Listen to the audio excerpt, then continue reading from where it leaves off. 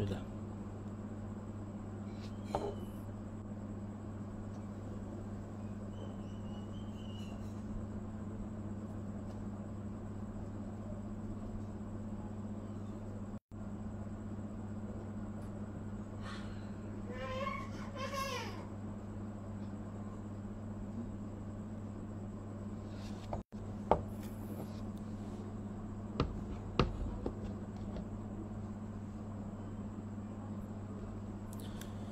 Bismillah. Allah, alhamdulillah, la ilaha illallah, Allahu akbar. La hawla wa la quwwata illa billah.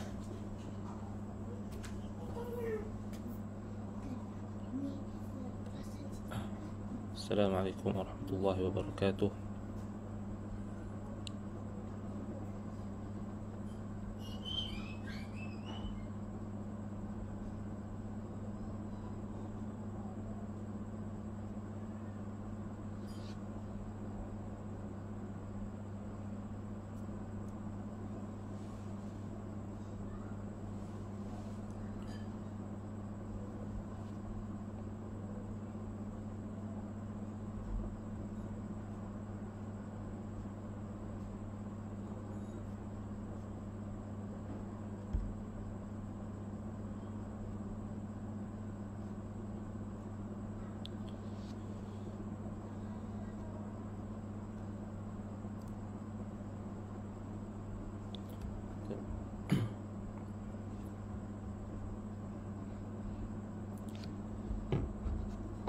Bismillahirrahmanirrahim. Assalamualaikum warahmatullahi wabarakatuh. Alhamdulillahi rabbil alamin. Wabihi nasta'in ala umuri dunya waddin. Sallallahu wasallam ala nabiyyina Muhammadin wa ala alihi wa ashabihi wa man sara ala nahjihi waqtafa bi atharihi wa da'a bi da'watihi wa istanna bi sunnatihi ila yaumiddin. Amma ba'du. Alhamdulillah, kita bersyukur pada Allah Subhanahu wa taala kerana dengan limpah nikmat dan kurniaan Allah Subhanahu wa taala pada malam ni kita dapat bertemu untuk kita membahaskan satu tajuk yang merupakan salah satu daripada potongan hadis sabda junjungan besar Nabi kita Muhammad sallallahu alaihi wa ala alihi wasallam, sebagaimana yang diriwayatkan oleh Imam Muslim dan juga diriwayatkan oleh Imam Abi Dawud, Ibnu Majah dan selainnya, iaitulah hadis berkenaan dengan satu bentuk ancaman. Yang mana sebelum kita nak masuk tentang hadis ini, kita nak menyebut tentang realiti masyarakat Islam, dan tidak terbatas di negara kita, bahkan seluruh dunia. Pertama sekali kita kena faham ujian ataupun fitnah yang Allah Subhanahu wa taala timpakan kepada kita ni pelbagai. Dan antara ujian yang Allah Ta'ala sebut di dalam Al-Quran sebagai fitnah, sebagai ikhtibar, sebagai ibtila, sebagai ujian, itulah fitnah harta benda. Allah Subhanahu wa Ta'ala berfirman, innama amwalukum wa auladukum fitnah. Sesungguhnya harta benda kamu dan anak pinak kamu itu adalah fitnah, ujian. Jadi bila disebut tentang ujian, maknanya ianya akan menguji manusia dan menguji sama ada siapakah yang melepasi ujian tersebut dengan beriman kepada Allah Subhanahu wa taala, dan siapakah yang kufur, iaitulah ingkar dan berpaling daripada perintah Allah Subhanahu wa taala. Dan disebutkan oleh Nabi sallallahu alaihi wasallam dalam hadis yang sangat banyak, dan antaranya hadis Nabi SAW menyebutkan secara khusus berkenaan dengan fitnah umat ini. Nabi SAW bersabda, likulli ummatin fitnah wa fitnati ummati mal. Setiap umat itu ada fitnah. Setiap umat itu ada fitnah, yakni ada ujian, ada ikhtibar. Dan fitnah umatku wa fitnatu ummati mal. Dan fitnah umatku adalah harta benda. Pada harta benda. Dan kita bila kita lihat dalam suasana hari ini, yang mana kita lihat banyak berlaku penyelewengan, banyak berlaku sikap bermudah-mudahan ataupun meremehkan berkenaan dengan urusan harta benda manusia. Sebab itu kalau kita lihat di dalam Al-Quran, Allah Subhanahu Wa Taala menempelak golongan-golongan yang makan harta manusia dengan cara batil. Dan tak terlepas di kalangan mereka itu adalah golongan-golongan yang dianggap sebagai golongan agamawan, dan juga golongan yang ada kita kata ada kedudukan dalam masyarakat, iaitulah mereka yang mempunyai kedudukan. Sebab itu dalam Quran Allah sebut berkenaan dengan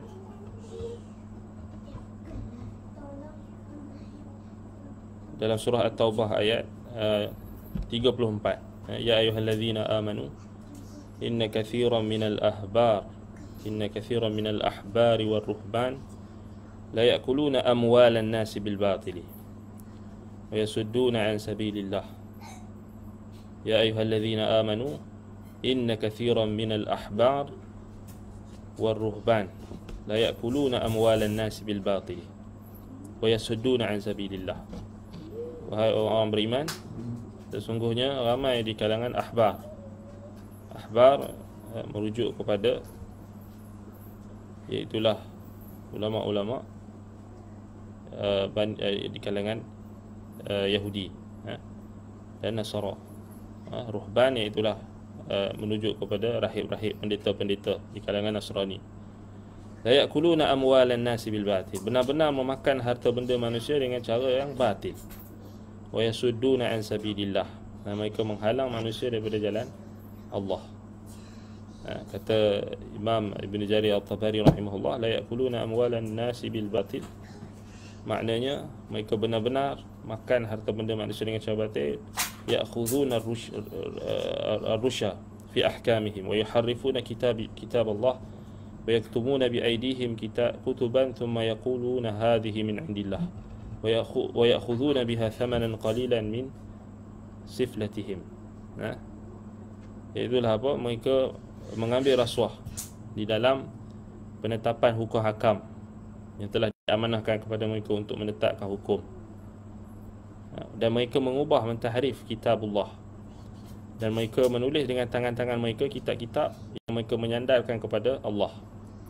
Mereka mengatakan hadhihi min indillah, sedangkan itu bukan daripada sisi Allah. Itu antara, kalau kita lihat antara gambaran yang Al-Quran datang menjelaskan realiti. Dan kalau kita buka dalam kitab-kitab tafsir, memang para ulama bahaskan, mereka berdatangkan riwayat-riwayat asar, memang itu antara tanda-tanda akhir zaman. Apabila amanah itu disia-siakan, kata Nabi SAW, fantaziri sa'ah, maka tunggulah kiamat berlaku. Dan memang itu adalah, kita kata, perkara yang kita perlu fahamlah dalam realiti kita hari ini. Memang kita tak boleh nak elakkan daripada perkara-perkara yang melibatkan apa kita kata penyelewengan yang berbentuk harta benda manusia ni. Memang Allah Ta'ala dah sentuh dalam Quran. Maknanya kita tak perlu rasa pelik lah. Kalau kita baca Quran, kita tak akan rasa pelik lah. Sebab memang daripada dulu sampailah sekarang, memang harta benda ini adalah fitnah, adalah ujian. dan dia sentiasa akan menjadi ujian, fitnah kepada umat ini. Baik, cuma kita nak lihat apakah masalah yang kita cuba nak sentuh berdasarkan hadis yang kita akan ulas pada malam ini insya-Allah. Iaitulah masalahnya berkenaan dengan dari sudut isu, kita kata dari sudut didikan. Masalah sekarang ni berpunca daripada sudut didikan, dan juga contoh teladan ataupun qudwah, serta pengabaian yang dilakukan oleh khususnya institusi agama itu sendiri, yang di kalangan golongan agamawan dan asatizah ataupun ulama dan sebagainya, yang kurang memberikan penekanan terhadap ancaman-ancaman Nabi SAW berkenaan dengan fitnah harta benda, dan lebih khusus makan harta benda manusia dengan cara yang batil. Dan kalau kita lihat ulama-ulama kita, kalangan ulama ahli sunnati wal jamaah, antara yang terkehadapan dan menonjol dalam menasihat dan memberikan nasihat kepada ummah akan bahayanya fitnah harta benda ini dengan pelbagai tulisan daripada sejak dulu sehinggalah zaman sekarang. Kita lihat ulama-ulama kita di kalangan ahli sunnah tidak putus-putus memberi amaran dan memberi nasihat, menulis kitab, dan yang paling terkehadapan dalam menjelaskan berkenaan dengan isu ini adalah, antaranya adalah Syekh Muqbil bin Hadi Al-Wadi'i rahimahullah, iaitulah ulama hadis yang berasal daripada Yaman.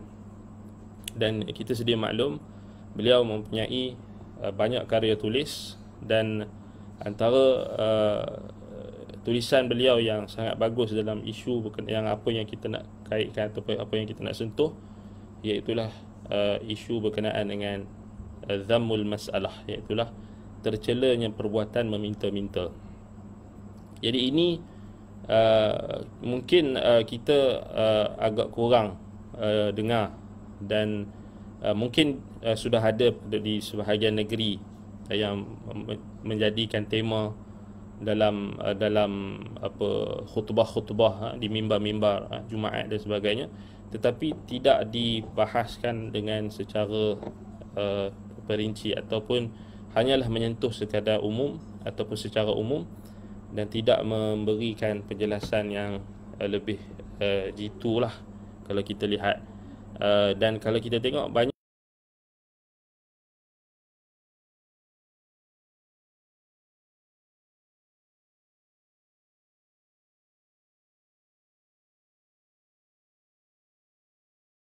terus tergambar pengemis di jalanan yang memakai pakaian compang-camping.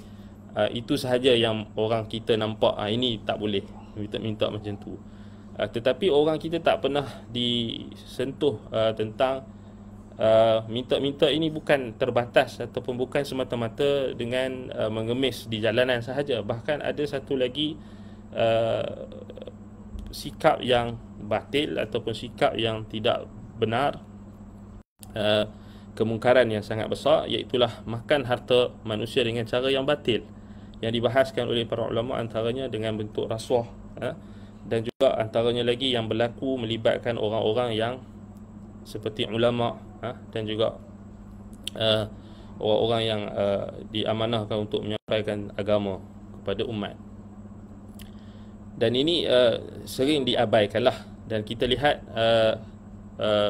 antara kelompok yang satu-satunya kelompok yang sangat terkehadapan dalam menggalakkan perbuatan meminta-minta ini, kalau kita lihat, adalah kelompok di kalangan kelompok yang ulama kategorikan sebagai golongan hizbiyah.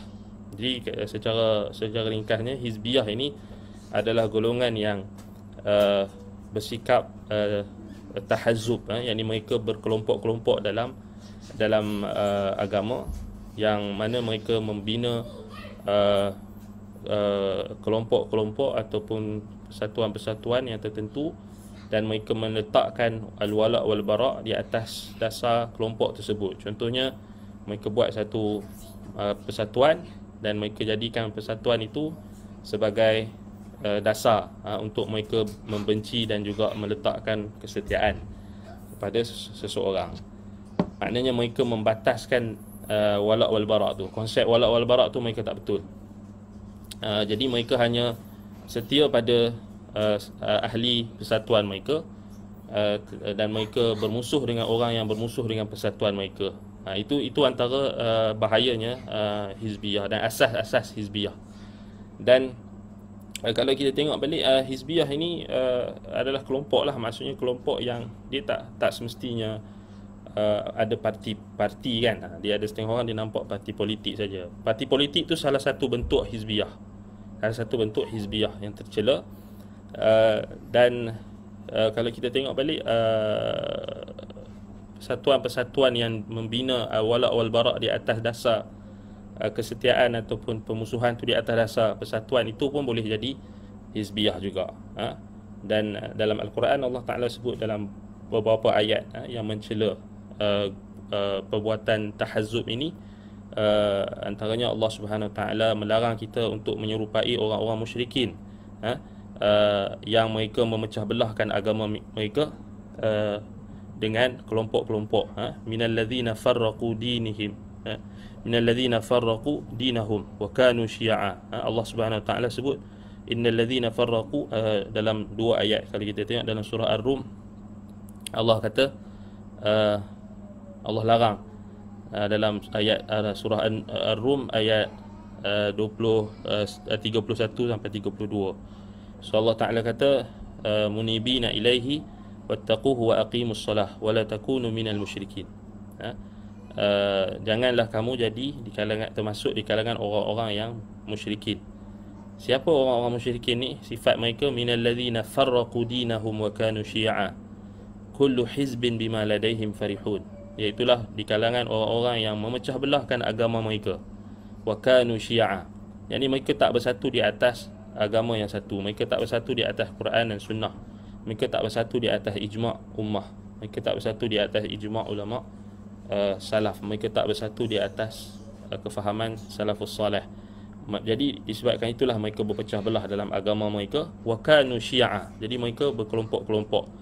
Kullu hizbin bima ladaihim farihun. Dan setiap kelompok, setiap kumpulan, setiap parti itu mereka sentiasa berbangga-bangga dengan apa yang mereka ada. Dan inilah realiti yang kita tengok. Dan dalam hadis Nabi SAW, kalau kita tengok tadi dah satu ayat yang kita sebut, satu ayat, dia ada dua ayat. Yang satu tadi Ar-Rum ayat 31 32. Kemudian satu lagi ayat dalam dalam surah Al-An'am ayat 159. Innal ladzina farraqu dinahum wa kanu syi'a lasta minhum fi syai'. Innama amruhum ila Allah thumma yunabbi'uhum bima kanu yaf'alun. So Allah Ta'ala menyebutkan orang-orang yang memecah belahkan agama mereka, wa kanu syi'a, dan mereka menjadi kelompok-kelompok, berpecah belah dengan pendirian masing-masing, dengan hawa nafsu masing-masing, dengan kepentingan masing-masing, hawa nafsu masing-masing, sebagaimana yang ditafsirkan oleh Ibn Abbas. Mereka berpecah atas kerana apa? Kerana mereka semua nak ikut hawa nafsu masing-masing. Jadi semua tak mau bersatu di atas Quran dan Sunnah, semua tak mau bersatu di atas kitab dan Sunnah, tapi semua nak ikut hawa nafsu masing-masing. Itu kata Ibn Abbas. Kesemuanya nak berpecah belah disebabkan oleh hawa nafsu yang mereka berpegang dengannya. Dan Allah sebut Nabi Muhammad berlepas diri. Lasta minhum fi syai'. Engkau wahai Muhammad sedikit pun tidak ada urusan dalam nak menentukan nasib mereka. Dan Allah Ta'ala maksudnya mengisytiharkan pelepasan diri Nabi. Maknanya Nabi SAW tak bertanggungjawab atas apa yang mereka lakukan berupa memecah belahkan agama.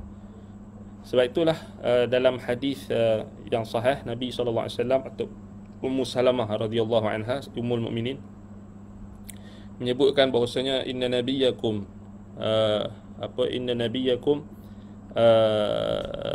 tabarra'a mimman kana farraqa dinahu wa kanu syi'a, ataupun mimman farraqa wa tahazzaba, atau kama qala sallallahu alaihi wasallam, ataupun disebutkan dengan maknanya inna nabiyakum qad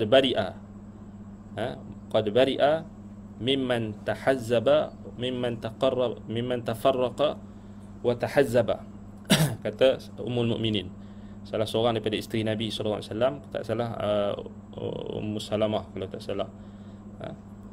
Beliau mengatakan, sesungguhnya Nabi kamu telah berlepas diri daripada golongan yang memecah belahkan agama dan bertahazzub, melakukan memecah belahkan agama dan bertahazzub, yakni berkelompok-kelompok.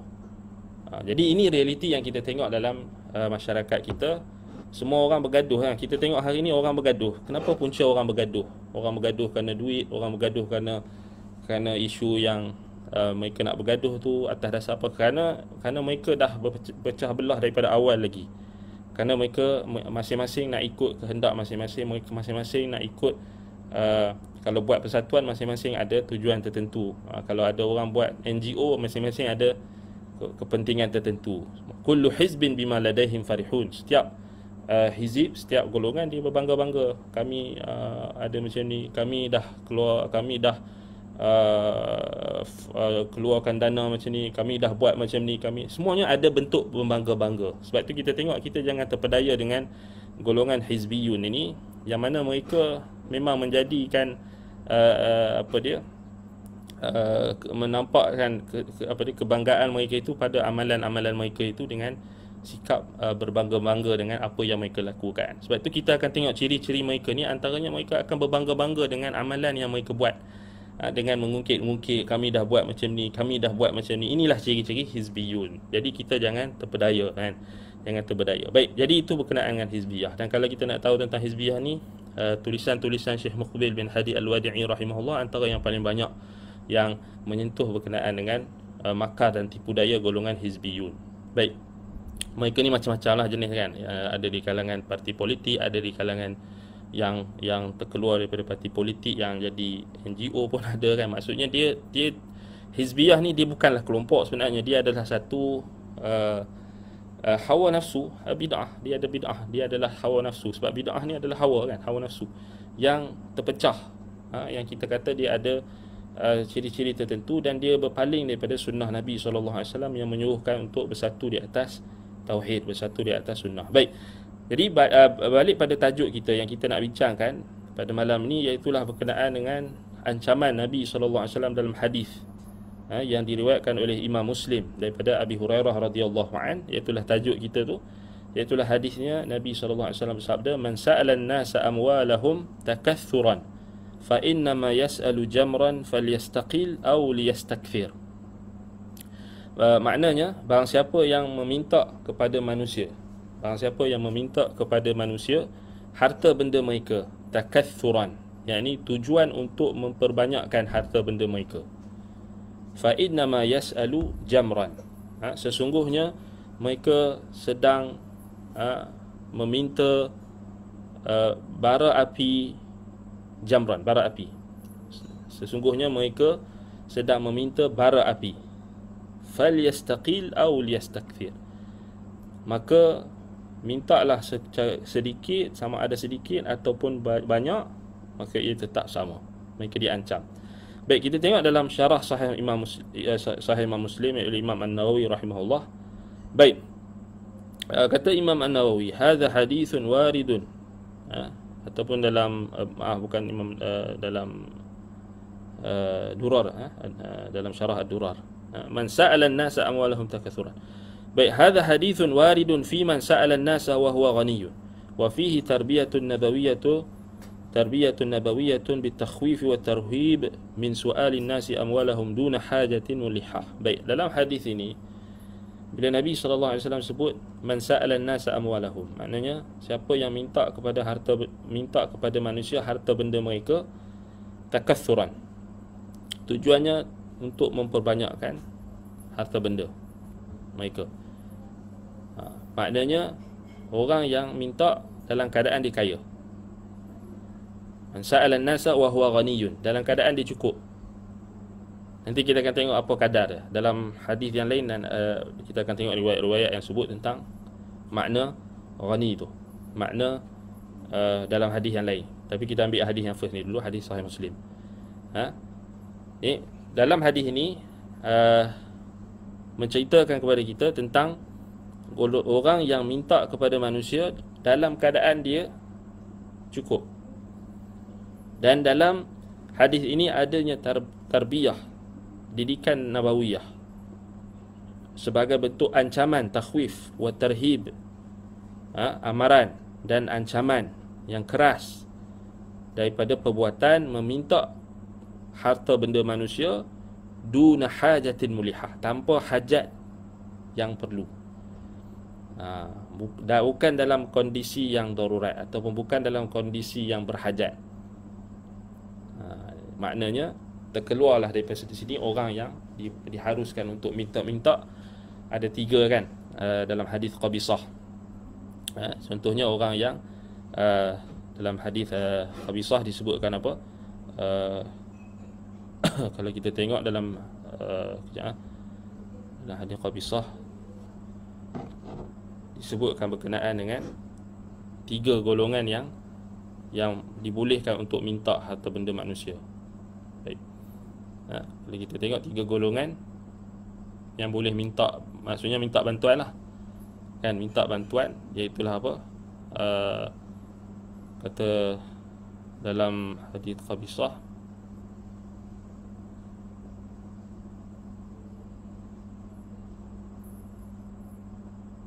ya,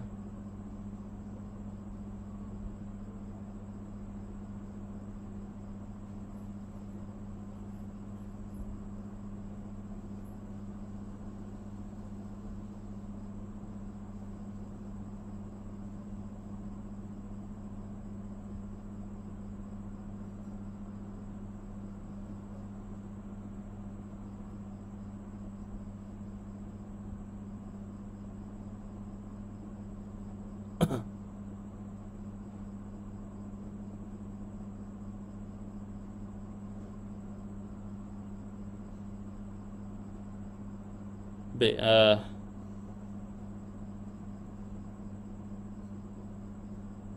Ya Qabisah, kan Nabi kata, ya Qabisah innal mas'alata la tahil illa li ahadin thalath. Wahai Qabisah, sesungguhnya permintaan atau meminta pertolongan, minta duit orang lah, minta harta benda orang. Masalah di sini maksudnya minta duit, minta bantuan, minta harta benda manusia, tidak halal melainkan dalam 3 keadaan. La tahil illa li ahadin thalatha, melainkan 3. Rajulun tahmilu hammalata fahallat lahul mas'alah. Yang pertama adalah seorang lelaki yang memikul bebanan. Baik, sekejap ana cek balik hadis ni dengan lafaz yang hadis Qabisah. Baik,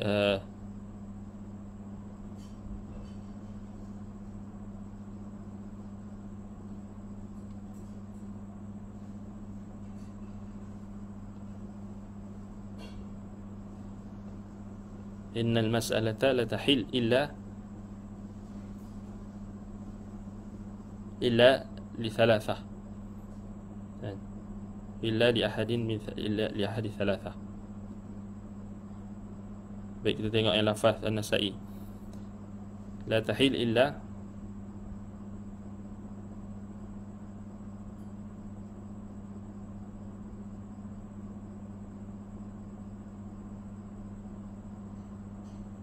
dalam riwayat Muslim,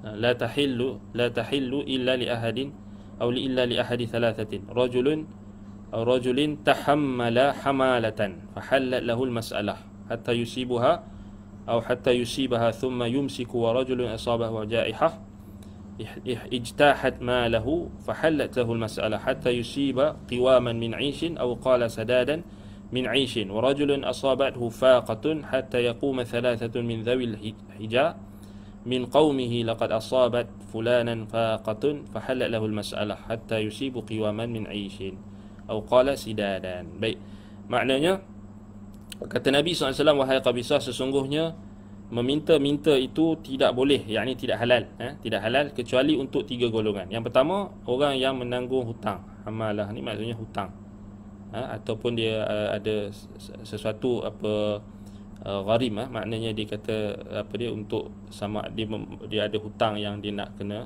selesaikan pada, ataupun sama ada apa diperuntukkan yang diperlukan untuk mendamaikan antara dua kabilah yang bersengketa. Maka bila hutangnya itu telah lunas, maka tidak boleh lagi dia meminta-minta. Semuanya kita kena tengok sekadar hajat. Okey, yang kedua, orang yang terkena bencana sehingga harta bendanya musnah. Baik, maka halal untuk dia meminta-minta sampailah dia memperolehi sumber ataupun dia memperolehi apa dia qiwam. Qiwam ni maknanya sesuatu yang boleh meluruskan kembali hidupnya. Maknanya dia apa kita kata dia mampu untuk menanggung hidupnya semula. Maknanya sehinggalah kehidupan dia stabil lah. Kemudian dia tak boleh dah. Kemudian dia tak boleh minta dah lepas tu. Kan? Kemudian yang ketiga, orang yang ditimpa kemiskinan. Ditimpa kemiskinan ataupun kefakiran ataupun kesusahan yang disaksikan atau diketahui oleh 3 orang yang dipercayai bahawasanya dia memang miskin. Maka orang itu boleh meminta-minta sampai dia memperolehi sumber penghidupan yang layak. 3 ni je. Yang pertama, orang yang tangguh hutang. Yang kedua, orang yang tangguh hutang dan dia tak mampu nak lunaskan hutang dia, maka dia boleh untuk meminta bantuan. Yang kedua, sampai dilunaskan hutang dia, bukan dia minta-minta tu sampai kiamat sampai hutang dah settle pun dia minta lagi, tak boleh. Dia nampak dia kadar hajat. Kemudian yang kedua, orang yang orang yang terkena bencana. Contoh macam orang yang dalam konteks yang berlaku pada kita sekarang ni, orang yang kehilangan pekerjaan contohnya, masuk boleh, dan dia tak ada sumber pendapatan, dia boleh minta. Dia minta sampailah dia dapat sumber kehidupan atau dia dapat balik untuk stabilkan, maka dia tak, lepas tu dia tak boleh minta dah. Dan dia tak boleh meminta-minta dah lah, dia tak boleh jadikan sebagai dia ambil kesempatan dah. Baik. Kemudian itu yang yang kedua tadi apa? Orang yang terkena bencana kan, terkena bencana ataupun terkena musibah. Sehingga harta bendanya musnah. Jadi orang tu halal untuk dia minta-minta sampailah keadaan yang asal tu kembali semula. Yang ketiga, orang yang menimpa kemiskinan padanya, dan ini diakui oleh orang yang jadi saksi lah. Contohnya macam pejabat agama ke, memang bahagian zakat ke memang dia dah ada kan, dia ada bahagian yang dah spesifik. So dia orang akan squad zakat ni, dia akan pergi cari siapa yang layak untuk dapat. So itu dalam konteks tu lah kan. Maksudnya ini sahaja yang boleh untuk meminta-minta. Baik, kemudian kata Nabi SAW, "Fama siwahunna minal mas'alati ya qabisah suhtan ya'kuluha sahibuha suhtan." Wahai qabisah, selain daripada 3 golongan itu, haram baginya untuk meminta-minta, dan haram untuknya. Suhtan ni maknanya dia makan benda yang haram lah. Dan dia maksudnya suhtan ada kalimah yang menunjukkan az-zajar, ataupun kalimah yang menunjukkan satu ancaman, ataupun suht, iaitulah sesuatu yang haram. Dan orang yang minta-minta selain daripada 3 itu, maka dia makan benda yang haram, kata Nabi. Suhtan ya'kuluha sahibuha suhtan. Dia orang yang minta-minta selain daripada 3 itu, selain daripada 3 golongan tadi yang dihalalkan, maka dia apa? Dia kita kata apa? Dia tidak halal untuk dia meminta-minta. Maknanya dia makan benda yang haram. Baik, ini maknanya kita tengok hadis tentang 3 golongan tadi yang dikecualikan dalam larangan ini. So kita kena fahamlah. Maknanya yang kita nak bincang sekarang ni adalah orang yang kita bukan nak bincang tentang, sebenarnya kita tak membincang tentang hadis qabisah tu sebab itu asas yang kita kena tahulah, tapi kita sentuh secara sekali lalu untuk kita tahu siapa yang boleh minta, siapa yang tak boleh minta. Tetapi masalahnya sekarang, bila datang golongan hizbiyah, golongan yang mereka menjadikan masalah meminta-minta ni satu seni, sehingga di kalangan golongan, contohnya macam golongan Ikhwanul Muslimin, ada satu buku, salah seorang daripada tokoh mereka, tak salah hana nama dia Tariq Suwaidan. Kalau tak salah hana, ada satu buku Fannul Mas'alah ataupun Fan At-Tasawul, seni untuk minta-minta.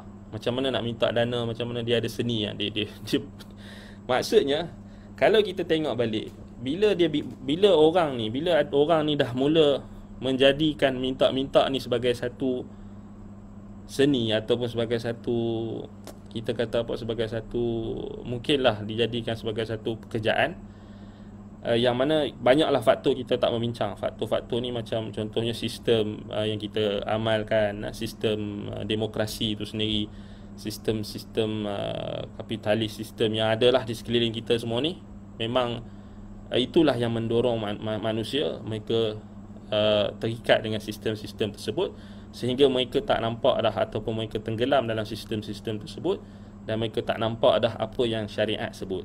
Sebab itu kalau kita tengok, kalau bincang pasal isu minta dana kan, so bila minta dana, okey, bila 30% tu kalau ikut undang-undang memang boleh kan, tapi kita nak bincang dari sudut syariat, dari sudut syarak macam mana.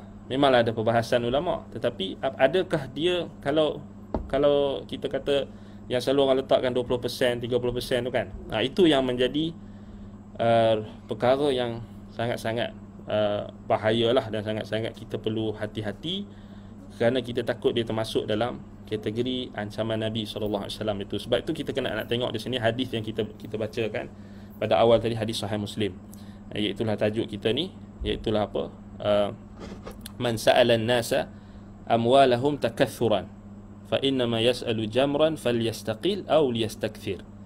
So barang siapa yang meminta harta benda manusia, meminta manusia harta benda mereka dengan banyak, takathuran, dengan memperbanyakkan, dengan niat untuk memperbanyakkan harta benda mereka, fa innama yas'alu jamran, maka sesungguhnya dia sedang meminta bara api. Falyastaqil aw liyastakthir, sama ada dia minta banyak ataupun sedikit, sama sahaja.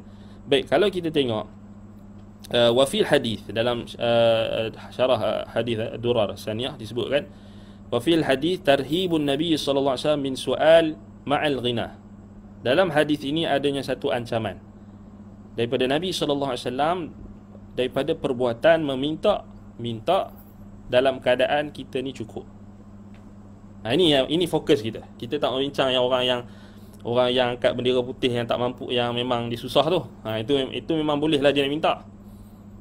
Tapi kalau dia minta, ada pula perangai tu, dia minta dia dah cukup, tapi dia minta tu dia simpan. Dia minta beras, dia minta susu, dia minta pampers, kemudian dia simpan kat rumah. Dia tak guna, dia simpan, kemudian orang lain tak dapat. Ni tak boleh. Ini termasuk dalam ancaman takathuran. Dia ambil kesempatan. Orang buat food bank, orang suruh ambil sekadar hajat, dia ambil 3, 4, 5. Lepas tu orang yang ada hajat, orang yang terdesak datang, dah habis. Maksudnya dia berdosa.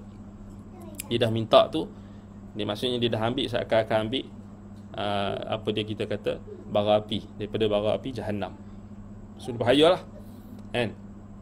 Maknanya tetapi dalam hadis ni dia lebih spesifiknya minta, perbuatan minta-minta ni, iaitulah perbuatan yang kita kata apa, yang dipandang tidak baik dalam syarak. Maksudnya dia benda yang mustaqbah, benda yang mustaqbahah, benda yang hodoh, benda yang tak cantik, benda yang bercanggah dengan kita kata dengan maqasid apa dia kita kata syariah, dia bercanggah dengan tujuan Islam itu sendiri adalah untuk kita kata apa, menjaga harta benda manusia daripada dimakan dengan secara batil. Sebab tu kalau kita tengok balik, itu pertama dalam hadis ini. Yang kedua, at-tarhibu min akli amwalin nas bil batil, ancaman daripada perbuatan makan harta benda manusia dengan batil, dengan salah, dengan cara yang salah. Itu bentuk kita kata ancaman. Baik, kita nak tengok riwayat-riwayat lain yang lebih menjelaskan lagi ancaman ni. Sebab apa? Kalau kita tengok balik hari ini, bila orang bermudah-mudah dengan perbuatan meminta-minta ni, sampai ada yang jadikan minta-minta ni sebagai satu seni, ataupun sebagai satu, kita kata sebagai satu career career pula kan, jadi career. Bismillah. Jadi dia dah jadi satu macam, dah jadi darah daging. Dan ini kesan yang sangat buruk kita boleh nampak dalam masyarakat bila kita tengok perbuatan meminta-minta ni diajarkan daripada kecil lagi. Kalau kita tengok contohnya macam ketika hari raya kan. Maksudnya memanglah orang tak nampak dari sudut bila perbuatan kita mendidik anak-anak kita yang kecil ni pergi rumah jiran bawa apa? Bawa beg untuk pergi kutip duit raya. Itu adalah satu didikan yang tak tepat. Ya, kita tak nafikan waktu raya ni maksudnya haruslah untuk kita bagi hadiah.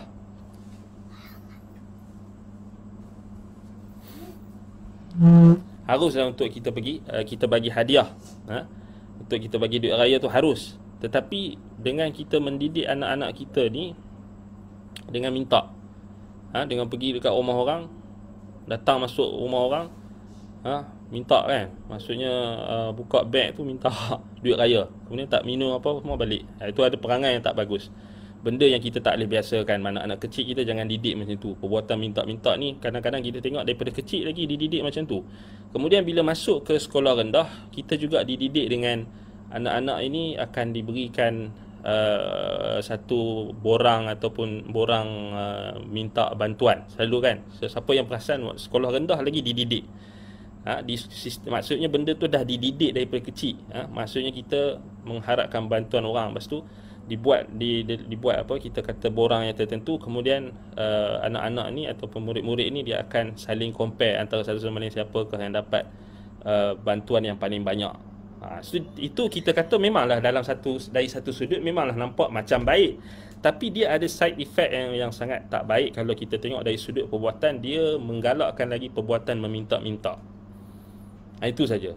Memanglah kita kata nak suruh dia orang berdikari dan sebagainya, tapi perbuatan itu sebenarnya dia ada satu bentuk kita kata menggalakkan sesuatu yang dilarang dalam syarak. Bila masuk universiti lagilah disuruh untuk kutip dana sekian-sekian. Dan dalam keadaan yang kita kata semua benda ni bukan kita nak kata kat siapa-siapa, kita dulu pun pernah alami kan. Maksudnya kita sampai pergi dekat orang dekat syarikat ni kita tebal muka kita untuk minta. Maksudnya kita dengan tak malunya kita minta kan. Maksudnya dia sedikit sebanyak dah memberi kesan lah dari sudut dia menipiskan lagi rasa ifah ataupun rasa malu tu. Dia tak banyak mendidik kepada dari sudut positif, tapi lebih pada negatif tu lebih banyak kalau kita tengok. Dan sampailah ke alam yang berikutnya, iaitulah pekerjaan ataupun lebih-lebih lagi orang yang terlibat dalam politik dan sebagainya, maka sudah tentulah mereka akan melobi orang ni, melobi jawatan dan sebagainya. Dan itu juga ada unsur-unsur minta-minta dan sebagainya. Dan itu lebih dahsyat lah kalau kita nak bincang tu, lebih dahsyat fitnah harta benda. Fitnah politik ni satu isu yang lain pula. Tapi nak bagi tahu daripada kecil sampailah besar, kita memang dididik dengan perbuatan meminta-minta. Dan kita nampak benda tu sebagai satu benda yang normal. Dan kita tak dididik dan tak ditekankan dalam pengajian Islam akan tercelanya perbuatan meminta-minta ini yang ada dalam hadis-hadis Nabi SAW. Baik. Kalau ada orang mungkin dia tak setuju dengan apa yang anda cakap ni, tapi kalau kita kata kalaulah kita terima perbuatan didik anak kecil ataupun sekolah tu pergi minta dana dan sebagainya, sekadar hajat lah, dia balik pada sekadar hajat. Tetapi masalahnya bila benda ini tidak dikawal, maka sampai sekarang kita tengok benda ni dia macam kanser, macam barah yang masuk dalam setiap lapangan bidang ataupun setiap lapisan masyarakat, sehingga dia menyebabkan berlakunya perkara-perkara mungkar yang lain seperti rasuah, seperti apa dia kita kata penyelewengan dan sebagainya. Ini sebenarnya dia kait mengait lah. Sebab itu kenapa kita nak sebut tentang hadis-hadis Nabi SAW ni yang memberi ancaman terhadap perbuatan meminta-minta harta benda manusia dengan tujuan untuk memperbanyakkan harta benda. Baik, ini kita kena faham dia adalah khitab yang umum. Maksudnya tujuan hadis-hadis Nabi ini diberikan ancaman ini adalah untuk menakutkan kita. Dan sebab kita hari ini dah tak takut. Orang hari ini dah tak takut. Tak kira lah dia pakai jubah ke, pakai kopiah ke, pakai serban ke, dah. Kita kena ingat bila Nabi kata likulli ummatin fitnah wa fitnati ummati mal. Bila Nabi bagi tahu fitnah umatku ni harta benda, kita jangan ingat kita boleh dabik dada lah. kita selamat daripada fitnah ni. Kita pun tak tahu nasib kita, dan kita minta Allah Ta'ala lindung kita daripada fitnah harta, harta benda ini. Dan saban hari kita akan mendengar macam banyak kes-kes penyelewengan, penipuan, scam, dari dulu lagi sekarang kan, scammer. Dulu jenayah kola putih kan, sekarang ni jenayah kopiah putih, macam-macam yang kita dengar. Baik, kita nak tengok ancaman-ancaman Nabi SAW ini, kalau betul-betul digiatkan penyebaran hadis-hadis ini, kemudian dididik daripada kecil, dia akan bagi kita ni satu shield, satu perisai untuk kita sentiasa menjaga air muka kita, menjaga maruah kita, supaya kita tak senang ataupun memudah-mudah untuk meminta-minta harta manusia. Itu yang kita kena didik sebenarnya. Dalam hadis-hadis yang sangat banyak, Nabi SAW sebutkan tentang orang yang iffah, orang yang dia menahan diri dia daripada meminta harta benda manusia. Allah Ta'ala akan menahan dirinya, Allah Ta'ala akan mencukupkannya dalam banyak hadis. Baik, kita nak tengok ancaman dulu sebelum kita nak tengok hadis-hadis yang berkait dengan targhib ataupun motivasi. Baik, dalam riwayat Al-Qaisarani ataupun Ibnul Qaisarani dalam Ma'rifatu Tazkirah, dan juga dalam riwayat yang pelbagai, wa ghaniyun ja'a wa fi wajhihi khadushan, barang siapa yang minta kepada manusia sedangkan dia kaya, sedangkan dia cukup, dia akan datang, ja'a fi wajhihi, akan datang pada wajahnya nanti khadushan, yakni cakaran. Di akhirat nanti wajah ni akan ada cakaran. Okey. Dalam riwayat dalam apa yang dibawa oleh Al-Haythami dalam Majma'i Zawaid, man sa'ala an-nasa fi ghairi musibatin hajathu fa ka'annama yaqlamu ar-radafah. Radafah. Baik. Atau fa ka'annama yalqamu ar-radafah. Baik, yang kita baca tadi, yang kita baca awal tadi riwayat Imam Muslim. Yang baca, yang kita tengok ni faka'annama yalqamu radafah. Baik, seakan-akan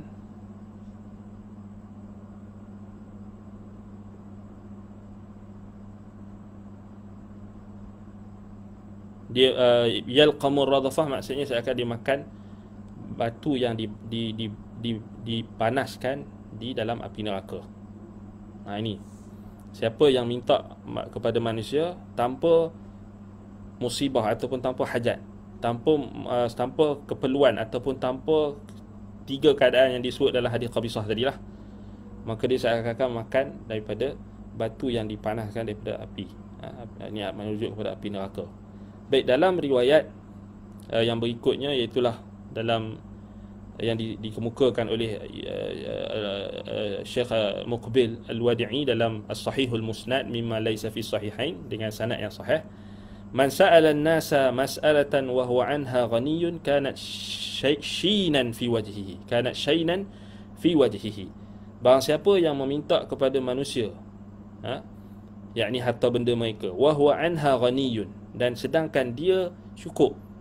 Ini maknanya kita kata dia cukup, tapi dia minta tu kerana nak mewah, kerana dia nak kaya-kaya, dia nak bersenang-senang, dia nak bersenang lenang. Kan? Minta dana, okey, bagi saya sekian persen, kemudian persen tu dia buat apa? Dia pergi berjalan-jalan. Dia pergi buat apa?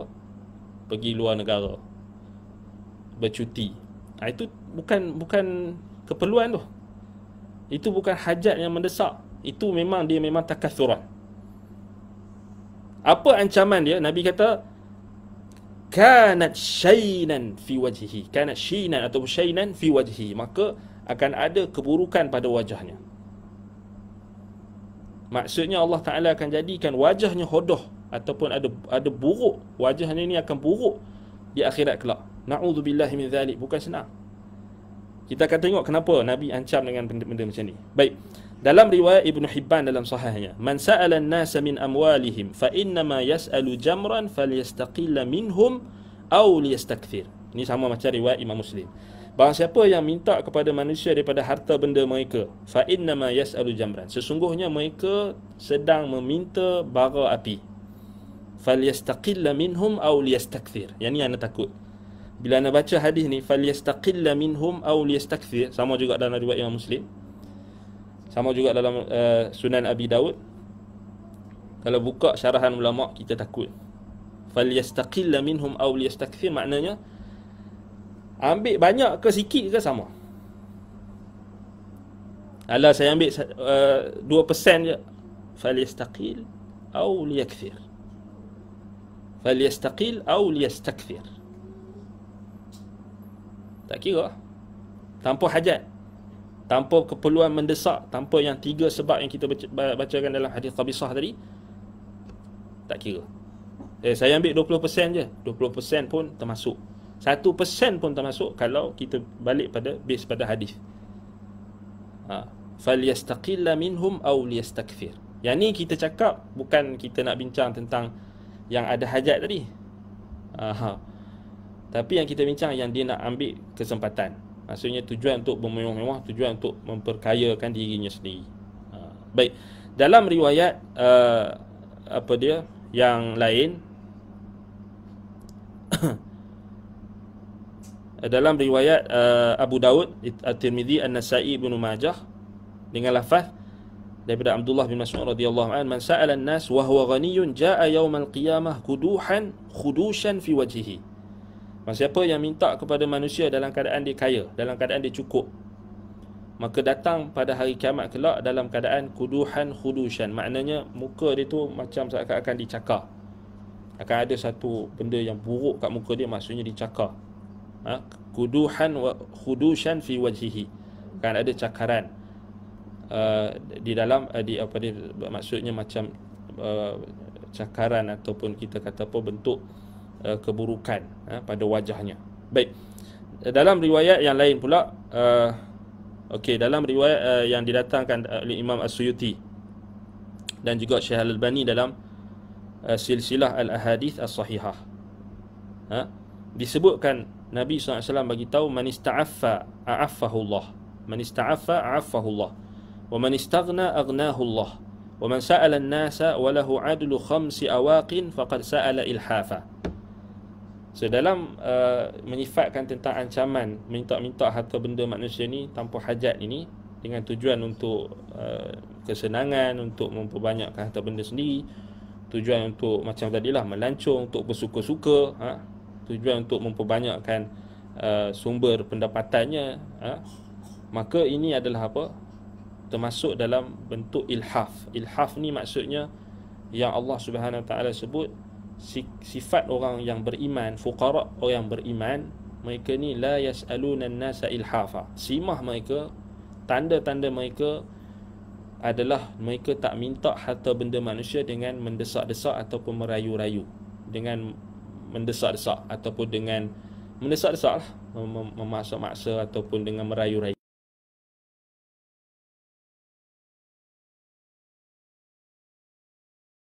Dalam surah dalam surah Al-Baqarah ayat 272, 273, lil fuqara'i alladhina uhsiru fi sabilillahi la yastati'un darban fil ardi yahsabuhumul jahilu aghniya'a minat ta'affufi ta'rifuhum bisimahum la yas'aluna an-nasa ilhafa. So Allah Ta'ala sebut tentang orang-orang fakir di kalangan Ansar atau di kalangan Muhajirin, di kalangan sahabat Nabi. Mereka ni uhsiru fi sabilillah, mereka terhalang dalam jihad fi sabilillah, mereka tak boleh nak keluar berjihad. La yastati'una darban fil ard, dan mereka tak boleh melakukan pemusafiran di atas muka bumi untuk mencari rezeki. Sebab mereka, rezeki mereka itu semata-mata, ada sebahagian ulama tafsir kata sebab mereka ni keluar berjihad, dan rezeki mereka itu bergantung kepada ghanimah yang mereka dapat dalam peperangan, dalam kempen-kempen ketenteraan. Jadi bila mereka terhalang untuk berjihad, maka mereka tak boleh keluar untuk bermusafir, untuk melakukan jihad, dan mereka tak boleh dapat kita kata sumber pendapatan mereka yang asasi. Ini kalau kita tengok dalam tafsir, banyak pendapat ulama lah. Antaranya tafsir ni Ulama kata mereka orang yang berjihad fisabilillah, yang mereka tertahan daripada jihad dan mereka tak ada harta benda yang mereka nak guna sebab mereka tak keluar berjihad. Nah, itu satu. Ada juga yang katakan ini merujuk kepada mereka yang mereka terhalang disebabkan oleh sakit dan sebagainya, ataupun mereka yang terhalang memang tak dapat kerja lah, mereka tak boleh bekerja. Jadi mereka adalah fuqara. Apa sifat mereka? Allah Ta'ala kata yahsabuhumul jahilu aghniya minat ta'affufi. Orang-orang jahil, yakni orang-orang munafik, menyangka mereka ni orang kaya. Sebab apa? Sebab disebabkan sikap ta'affuf. Ta'affuf maknanya sikap mereka yang penuh kaifah, penuh kaifahan, penuh ifah, penuh sikap yang sangat menahan diri mereka ni untuk tidak minta kepada manusia. Ni sikap sahabat Nabi, sikap orang-orang beriman, sikap-sikap orang-orang fuqara di kalangan orang beriman. Minat ta'affufi, kerana mereka tak mau, mereka tahan diri mereka ni daripada minta harta benda manusia, mereka tak mau. Disebabkan ifah. Ta'rifuhum bisimahum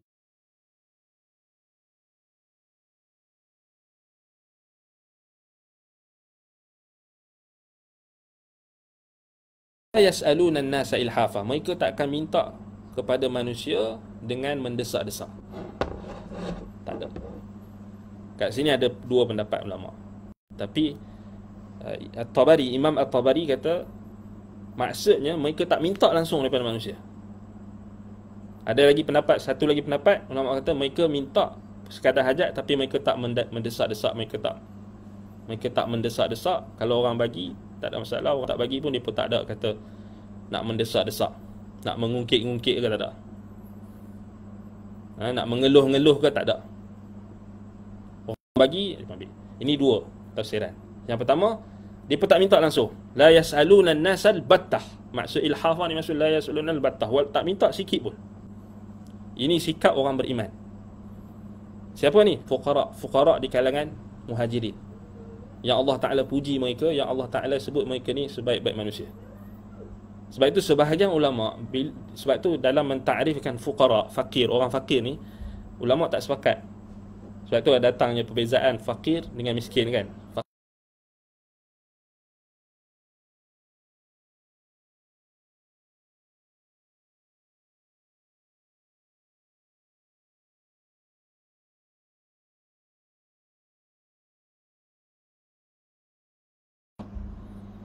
Fakir ni orang yang dia fakir, dia perlukan harta benda, dia perlukan bantuan, tetapi dia tak minta kat orang. Sampai orang tak tahu dia tu fakir. Sebab tengok pakaian dia sama macam orang kaya, pakaian dia elok. Dia pun relax je, tenang. Ini fakir. Kalau kita ikut pendapat ulama yang kata fakir ni orang yang dia tahan diri dia. Minat ta'affufi. Ta'rifuhum bisimahum la yas'aluna an-nas ilhafa. Dia tak minta kat orang. Tak minta. Sampai orang tak tahu. Orang ingat dia kaya. Rupa-rupanya dia fakir. Yang inilah yang pihak Jabatan Agama kena bagi fokus. Bukannya hanya bagi fokus pada orang yang duk minta-minta, duk angkat bendera putih tu. Kadang-kadang hak bendera putih tu kadang-kadang yang tipu tu. Maksudnya dia, orang pejabat agama ni, dia mungkin ana cakap ni macam kita bekerja pejabat agama. Orang yang zakat, pihak zakat apa, dia pun adalah dia punya apa dia SOP mereka sendiri kan, standard prosedur mereka sendiri, itu kita serahkan kepada mereka lah. Tapi nak bagi tahu, kalaulah orang yang ada dengar kat sini dia kerja pejabat agama tu, dia kena cari dulu, first orang yang dia kena cari adalah orang yang tahan diri dia. Qara. La yas'aluna an-nas ilhafa. Dia pun tak minta kepada manusia sebab dia pun nak tahan diri mereka daripada meminta-minta.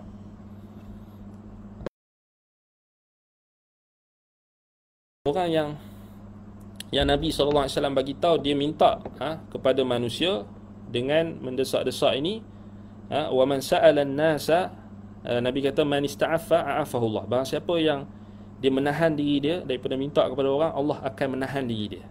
Maksudnya Allah akan menahan diri dia daripada sama ada maruahnya tercela, Allah akan menahan dirinya daripada api neraka. Ya, termasuk dalam kategori, masuk dalam keumuman Wa man istaghna aghnahu Allah. Barang siapa yang rasa cukup, Allah akan cukupkan dia.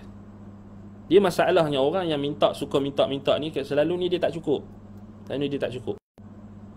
Sebab itulah dia bila dia tak cukup, dia akan minta lagi. Sebab tu dia bila dia tak cukup, dia rasa tak cukup, dia akan minta lagi, minta. Nabi SAW, "Wa man sa'ala an-nasa wa lahu 'adlu khamsi awaq faqad sa'ala ilhafa." Barang siapa yang minta kepada manusia sedangkan dia ada nilai ataupun dia ada 5 awaq ataupun uqiyah. Uqiyah ni dia punya mizan dia punya apa kita kata nilai dia. Anda tak pasti nilai dia berapa sekarang, tapi dalam 40 dirham. 40 dirham. Tak tahu nak convert macam mana. Itu kena check semula. Sebab dia berbeza-beza kan. Maksudnya maksud dia cukup tu kalau dia waktu dia minta dekat orang tu dia ada 40 dirham. Faqad sa'ala ilhafa. Maka dia telah minta dengan cara yang mendesak-desak, atau ilhafa ni maksudnya perkara yang dilarang. Dengan cara yang tak betul lah. Sebab itu dalam riwayat apa? Dalam riwayat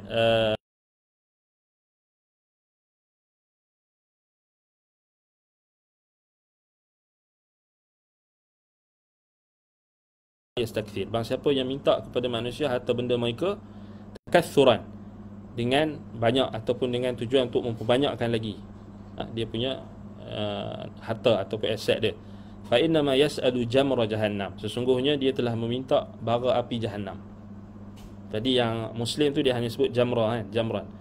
Bara api. Dalam Ibnu Majah dia sebut jamrah jahannam. Minta bara api jahannam. Falyastaqilla minhu aw liyastakthir. Minta sikit ataupun banyak sama je. Itu kita terjemah dengan ringkas kan. Baik. Dalam riwayat Ibnu Hibban dengan lafaz man sa'ala an-nas liyuthriya ma lahu. Ini lebih jelas. Bahawa siapa yang minta manusia dengan tujuan untuk memperkayakan dirinya. Liyuthriya maknanya minas thara, ataupun liyuthriya maknanya untuk memperbanyakkan. Untuk kita kata macam sama juga maknanya tadi, tapi lebih jelas dia untuk kaya. Dia minta harta benda manusia tu untuk kaya lah, untuk bermewah-mewah. Fa innama huwa radfun minan nar yatalahhabuhu man syaa'a falyuqilla wa man syaa'a falyukthir.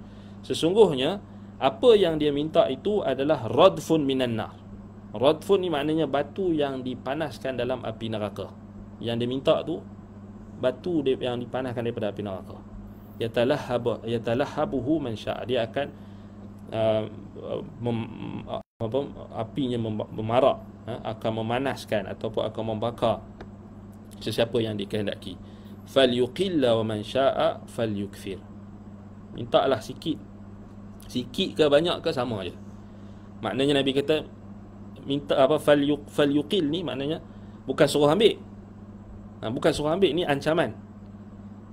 Maknanya macam Nabi kata idza lam tastahi fasna' ma syi'ta. Kalau kamu tak malu, buatlah apa yang kamu suka, macam tu. Sama. Man syaa'a an yu'min wa man syaa'a falyakfur. Sama juga, siapa yang nak beriman, siapa yang nak kafir, kafirlah. Allah tetap akan balas. Bukan Allah suruh jadi kafir. Tapi Allah kata kalau hampa pilih jalan kafir, kekufuran, aku akan azab. Jadi buatlah kalau kamu nak buat. Macam itulah juga. Kalau kamu tak malu, buatlah apa yang kamu nak buat. Macam tu juga, sama macam hadis ni, falyuqil falyastakthir, ataupun dalam riwayat Ibn Hibban falyukthir. Falyuqil wa man syaa'a falyukthir. Sama ada kau ambil sikit ke banyak ke, 1% ke, 2% ke, 3% ke, 10% ke, sikit ke banyak ke, 50% ke, semua ke, kau tetap ambil bara api neraka jahannam.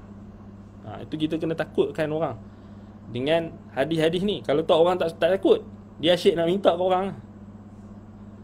Minta hari ni, minta esok minta, tak malu, tak ada maruah. Dan kita bimbang dan kita takut akhir sekali dia minta dekat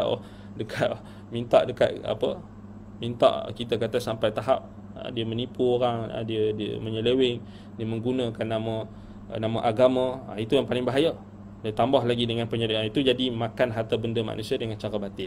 Maknanya mula-mula dia akan minta-minta, kemudian lama-lama dia tak cukup. Itu dia perangai dia macam tu. Perangai dia takkan cukup. Sebab Nabi dah bagi tahu lah, siapa yang rasa cukup, Allah akan cukupkan dia. Jadi orang yang minta-minta ni, dia takkan rasa cukup. Sebab dia hari-hari dia nak minta, kan? Baik, dia tak ada usaha sendiri, tapi dia nak minta-minta kat orang. Baik. Sebab itu dalam riwayat yang kita bacakan tadi, liyuthriya ma'lahu, dia tujuan dia untuk mengayakan, untuk mengkayakan dirinya. Kan, maknanya bila kita sebut mengkayakan diri ni, maknanya dia bukan ada hajat pun. Dia dah lebihan, dia minta benda yang lebih, benda yang bukan hak dia, kan? Sebab itu dalam riwayat yang lain, datang dengan lafaz man sa'ala nasa mas'alatan an dhahri ghina. Siapa yang minta kepada manusia dalam keadaan dia cukup, istakthara biha min radfi jahannama, sesungguhnya dia tengah memperbanyakkan. Ni lafaz ni lagi dahsyat. Istakthara biha min radafi jahannam. Siapa yang duk minta dekat orang, harta orang ni, duk minta duit orang, duk minta harta benda orang, sedangkan dia kaya, dia cukup, minta tu kerana dia nak bermewah-mewah dan sebagainya, istakthara biha min radafil jahannam. Istakthara biha min radafil jahannam. Dia tengah memperbanyakkan batu-batu dalam neraka jahannam. Maknanya Nabi umpamakan orang yang minta harta benda manusia dengan tanpa hajat ni, tanpa keadaan darurat tadi, dengan tujuan bermewah-mewah, tujuan untuk bersenang-senang, tujuan untuk berbangga-bangga, tujuan untuk menghimpunkan harta benda, maka dia tengah kutip batu neraka. Radi fi jahannam ni maknanya batu panas, maksudnya batu yang akan jadi bara api. Kalau sebab base pada hadis yang riwayat lain, kita jamrah jahannam, maknanya batu tu bila dipanaskan, bila dibakar dengan api neraka, maka akan jadi bara api. Tak ada percanggahan. So kita tengok lafaz-lafaz ni dia mentafsirkan antara satu sama lain. Qalu wa ma ghina. Kemudian ditanyakan kepada Nabi SAW, apa itu kaya, apa itu cukup, ghina. Kata Nabi SAW, asya'u lailah, orang yang cukup sampai makan malam. Asya'u lailah, kalau dia ada makan malam, dia cukup. Sekarang kita persoalkan orang yang minta makan malam, bukan cakap makan malam cukup, sebulan makan malam dia cukup, setahun 2 tahun makan malam cukup, makan malam mewah, makan kambing, makan, tapi dia minta harta benda manusia tanpa hajat. Memang kita kata dahsyatlah ancaman dia. Dalam riwayat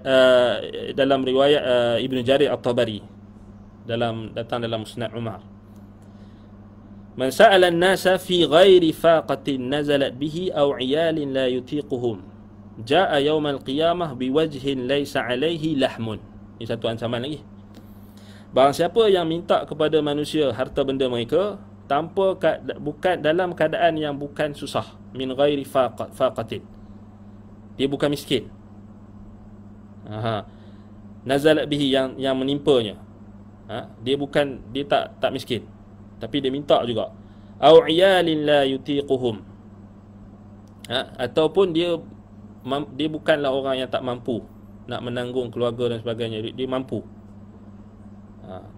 Kalau orang tu dia tak mampu nak menanggung keluarganya, kan, contohnya dia kira termasuk dalam kategori fakir, tapi ni dia bukan termasuk dalam golongan tu, dia bukan miskin, dia bukan juga orang fakir, yang berhajat.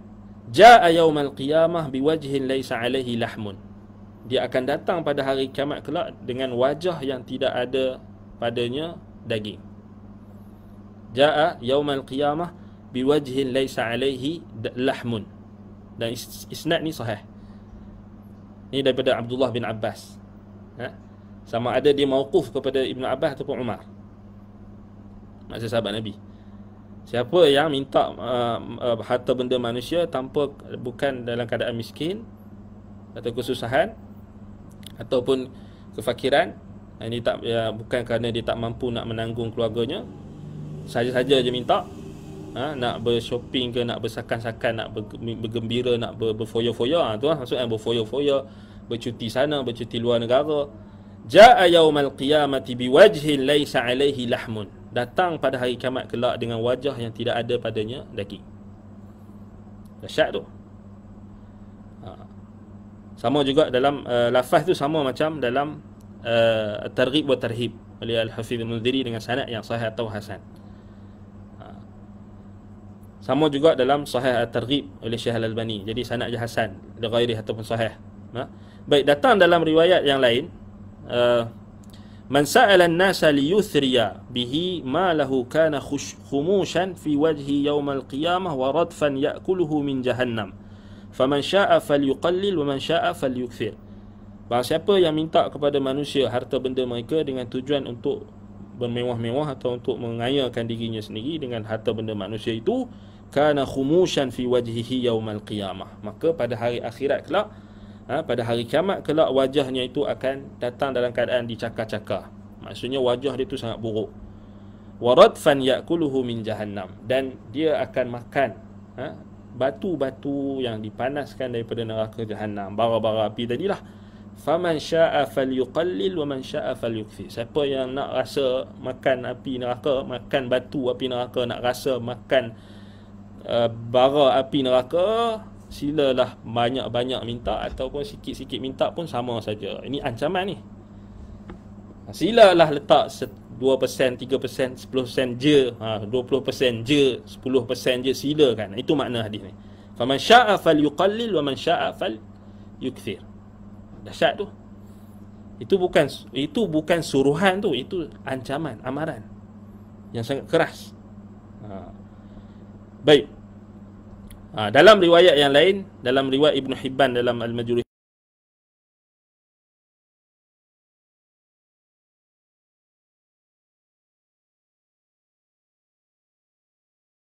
sangat riwayat tentang larangan minta harta-harta benda manusia ni sangat banyak, bahkan hampir-hampir tahap mutawatir. Kalau kita tak kata mutawatir, hampir-hampir mutawatir. Maksudnya di kalangan sahabat memang sangat banyak riwayat ini dengan berbeza lafaz ancaman, kesemuanya mengancam. Kan? Antaranya Abdullah bin Mas'ud, daripada Abdullah bin Mas'ud, man sa'ala an-nasa wa huwa ghaniyun jaa'a yawm al-qiyamah quduhan wa khudushan fi wajhihi. Barang siapa yang minta kepada manusia harta benda mereka dalam keadaan dia kaya, dalam keadaan dia cukup, pada hari kiamat kelak akan datang dia itu dalam keadaan wajahnya itu kuduhan wa khudushan, dicakar-cakar, fi wajhihi, pada wajahnya. Kemudian ditanya kepada Rasulullah SAW, ma ghina'uhu, apa kadar kecukupan dia itu? Kata Nabi SAW, khamsuna dirhaman au qimatuha min adh-dhahab. Dia ada 50 dirham ataupun nilainya daripada emas. Kalau kita buka dalam tafsir Ibn Kathir, siapa yang ada tafsir Ibn Kathir, dia boleh buka dalam tafsir Ibn Kathir, dia boleh buka dalam ayat dalam surah Al-Baqarah ayat 272 sampai 274. Dia tengok ayat yang 273. Siapa yang ada tu buka kat situ. Dan siapa yang ada tafsir-tafsir lain pun kita tengok ada Imam Ibn Kathir dibawakan riwayat dalam riwayat Imam Ahmad. Riwayat Imam Ahmad, macam mana sahabat ni takut betul bila dengar hadis-hadis ni. Takut. Kita hari ni tak ada rasa takut kan. Asyik nak minta kat orang je. Kemudian macam-macam kita bagi alasan, kemudian kita berfoya-foya, bersakan-sakan dengan duit orang yang amanah dekat kita untuk dana bantuan. Ini masalah dia. Kita bukan nak cerita pasal isu semasa, tapi kita nak bagi tahu ancaman Nabi SAW. Kita bukan nak cerita salah orang tu ke orang ni salah, nak tuduh orang ni, bukan. Kita nak bagi tahu ancaman Nabi supaya kita semua beringat. Tak kira lah siapa kita, kan? Tak kira siapa kita, kita beringat. Itu penting tu, kita nak beringat tu, kan? Baik. Dalam tafsir Ibn Kathir, kalau buka Imam Ibn Kathir, dia ada bawa riwayat dalam Imam Ahmad, iaitulah apa, daripada Abdul Hamid Ibn Ja'far, daripada bapaknya, katanya seorang lelaki ataupun daripada seorang lelaki daripada Muzainah, suku Muzainah. Maksudnya dia mengatakan, qalat lahu ummuhu, berkatalah kepadanya ibunya. Satu hari mak dia ni, mak lelaki daripada Muzainah ni cakap kat dia, ala tantaliqa fatas'ala Rasulullah sallallahu alaihi wasallam kama yas'aluhu an-nas. Kenapa kamu tak pergi jumpa Rasulullah, kamu minta dekat dia harta, orang pasang perang ke apa benda kan, atau ghanimah ke apa, minta dekat dia sebagaimana orang duk minta kat Nabi. Fantalaqtu as'aluhu, maka kata dia pun pergilah bergerak untuk minta dekat Nabi. Fawajadtuhu qa'iman yakhtubu, maka aku mendapati Nabi sallallahu alaihi wasallam tengah berkhutbah, tengah berdiri berkhutbah. wa huwa yaqul wa man ista'affa a'affahu Allah. Tiba-tiba dia nak pergi minta dekat Nabi, kan? Jadi dia tengok Nabi tengah berkhutbah. Nabi kata apa waktu tu? Nabi kata barang siapa yang menahan dirinya, maka Allah akan menahan dirinya. Man ista'affa a'affahu Allah. Allah akan menjadikan dirinya tertahan. Sama ada tertahan daripada dirinya, akan maruahnya akan tercalar, kan? Ataupun sama ada Allah akan selamatkan dia, Allah akan tahan dia daripada terjerumus dalam api neraka, ataupun terjerumus daripada makan bara api daripada api neraka. Cuba tengok dia punya signifikan. Kenapa Nabi SAW bagi tahu orang yang suka minta-minta harta orang ni, suka minta-minta harta benda manusia ni, tanpa hajat ni, kenapa mereka akan pergi di akhirat nanti, pada hari kiamat nanti, mereka akan datang dengan wajah yang cakar ataupun wajah yang tak ada daging. Maksudnya kita combine hadis-hadis tu, riwayat-riwayat tu, dia bila dia cakar-cakar sampai tak ada daging lah. Itulah, sampai hilang daging. Dia cakar tu sampai hilang. Sebab tu dalam riwayat yang kita sebut tadi, laisa lahu lahmun, sampai tak ada daging. Nak bagi tahu wajah ni tempat kita kata air muka kita, kan? Air muka kita kena jaga. Sebab itulah orang tua-tua duk kata dulu, kamu ni kena jaga air muka kamu kena jaga maruah kamu lah, maknanya. Sebab maruah kita ni terletak pada wajah kita satu, kan? Kalau kita tak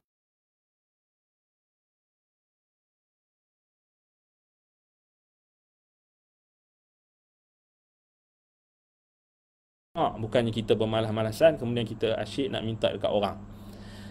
Jadi sebenarnya itu adalah perbuatan bila kita pergi minta dekat orang. Sebenarnya air muka kita ni dia dah jatuh, kan? Dia dah jatuh. Sebab itu orang Melayu kata tebal muka, kan? Tebal muka. Sebab memang betul. Kalau kita rasa malu, kita takkan sanggup untuk minta, sedangkan kita mampu untuk mencari hasil sendiri. Betul tak? Kita mampu untuk bekerja, masih lagi kuat. Kenapa tiba-tiba kita tengok, kan, masih lagi kuat, badan tu masih lagi bertenaga, tapi duk minta-minta kat orang. Itu yang kita kata bahaya. Baik, bila lelaki ni dia pergi, dia dengar khutbah Nabi kata man ista'affa a'affahullah. Siapa yang menahan dirinya daripada ifah ni, maknanya atar, menahan ataupun meninggalkan atau menahan, Allah akan menahan dirinya. A'affahullah, maksudnya Allah akan bagikan dalam dirinya itu ada rasa menahan diri dan tak mau minta kepada orang. Wa man istaghna aghnahullah. Barang siapa yang rasa cukup, Allah akan bagi dia cukup. Ini penting ni. Wa man istaghna aghnahullah. Siapa yang rasa cukup, Allah akan bagi dia rasa cukup. Allah akan rezekikan dia rasa cukup. Siapa yang rasa cukup, Allah akan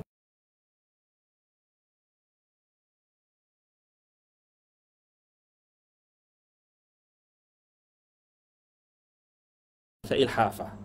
Saya Nabi kata, barang siapa yang minta kepada manusia sedangkan dia ada nilai lebih kurang 5 awaq uqiyah ataupun 5 awaq ni, maksudnya nilai yang tertentu, maka dia telah minta kepada manusia dengan mendesak-desak. Lepas daripada sahabat ni dia dengar Nabi cakap macam tu, faqultu baini wa baina nafsi, dia pun mula berfikir, dia pula terfikir, lanaqatun li khairun min 5 awaq. Aku kat rumah tu ada seekor unta, itu lebih besar daripada 5 awaq. 5 apa? Kita kata 40 dirham tadi. 40 dirham lebih kurang. Wali ghulamihi naqah. Kemudian aku ada ghulam pula. Ada ghulam maknanya ada hamba. Dia pula ada unta. Unta dia tu milik aku jugalah. Fahiya khairun min 5 awaq. Dia fikir lagi, tu lebih cukup dah tu. Daripada 5 awaq tadi. Faraja'tu walam as'al. Subhanallah. Tengok dia kata apa? Faraja'tu walam as'al. Dia dengar Nabi cakap macam tu, dia terus balik. Dia kata aku tak jadi nak minta. Subhanallah. Tu didikan Nabi kepada para sahabat. Maknanya Nabi tak didik sahabat ni suka minta-minta. Nabi dah bagi tahu dekat Qabisah tadi, minta ni hanya diizinkan pada 3 keadaan. Minta waktu tu saja. Yang lain Nabi tak suruh minta-minta. Nabi didik dia orang supaya rasa cukup. Yang ni kita tak dapat dalam didikan hari ini. Kalau kita masuk dalam persatuan, maaflah nak cakap, persatuan ni ke persatuan NGO ni ke, dia akan suruh kita minta-minta lagi. Dah cukup, minta-minta lagi. Ana cakap terus-terang, Ana ada pengalaman. Ana sendiri ada pengalaman waktu Ana belajar di universiti dulu. anda terlibat sama dengan satu NGO ni. Sama juga kutip perdana, kan? Memang anda nampak depan-depan mata anda, memang lepas daripada buat kutipan tu, memang dia ambil daripada duit kutipan untuk pergi makan-makan. Dan memanglah banyak alasan dia orang akan bagi, ini adalah hak mereka, apa dia, ini untuk pengurusan, ini bla bla bla. Tapi semua tu tak boleh diterima bila kita baca dalam hadis Nabi SAW, falyastakthir falyastaqil aw